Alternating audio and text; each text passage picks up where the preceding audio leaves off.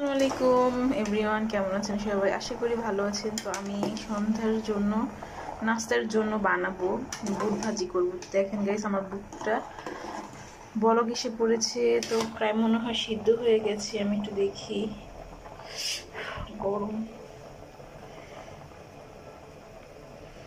এই তো গাইস, সিদ্ধ হয়ে গেছে। তো গাইস, আমি আগে থেকে এটা সুন্দর করে কেটে ধুয়ে ছিলে রেখেছি। তো এটা আদাটা আমি ফ্রিজ থেকে বের করেছি। তো এটা আমি একসাথে ব্যালেন্ড করে নিব। তো গাইস দেখো, এটা আমি ব্যালেন্ড করার জন্য ব্যালেন্ডার নিয়ে নিলাম। তো এখন আমি ব্যালেন্ড করব। মুখটা আমি লাগিয়ে দিলাম। তো আমার গাইস ব্যালেন্ডার ডান হয়ে গেল। তো দেখেন, এটা আমি এখন ঢেলে নিব। গাইস দেখেন, আমার এটা ব্যালেন্ড হয়ে গেছে। তো আমি এটা এখন ঢেলে নিব।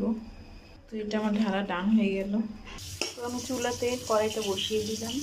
তো চুলায় আমি তেল দিয়ে দিলাম। তো এখানে আমি পেঁয়াজ কেটে রেখেছি, এটা এখন দিয়ে দিব।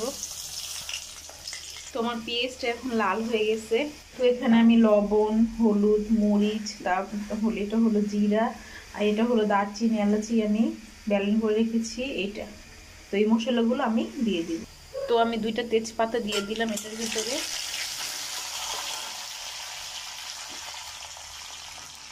আমি এখন আদা রসুন বাটা দিয়ে দিলাম।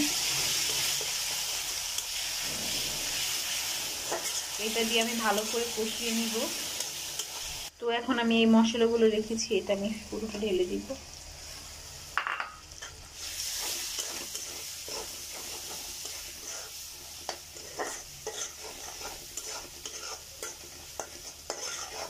দেখেন গাইস, স্মেলটা অনেক সুন্দর আসতেছে, কালারটা দেখেন। এখন গাইস আমি পানি দিয়ে, বাটিতে মশলা ছিল ওটা ধুয়ে আমি পানি দিয়ে দিলাম।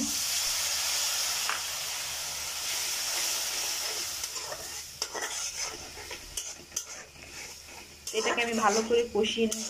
গাইস আলুগুলো আমি সুন্দর করে ধুয়ে কেটে রেখেছি, এটা এখন দিয়ে দিব। আমার মশলাটা ভালো করে কষানো হয়ে গেছে। তা আমি আজকে কি করলাম, আলুটা সিদ্ধ করলাম না। আমি সবসময় আলু মানে বুটের সাথে দিয়ে সিদ্ধ করি। তো আজকে আমার মনে হলো যে আমি আজকে একটু এইভাবে একটু রান্না করি। তো এটাকে আমি ভালো করে কষিয়ে নেব।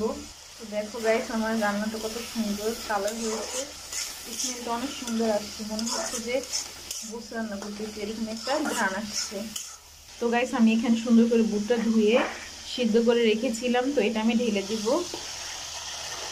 মশলার ভিতরে। তো দেখো, আমি বুটটা দিয়ে দিচ্ছি। তো কত সুন্দর লাগছে কালারটা। আমি সবসময় একটু মানে বুটে হলুদ আর শুকনো মরিচটা কম দিই, কারণ আমি একটু মানে কাঁচা মরিচের ফ্লেভার দিয়ে রান্না করি।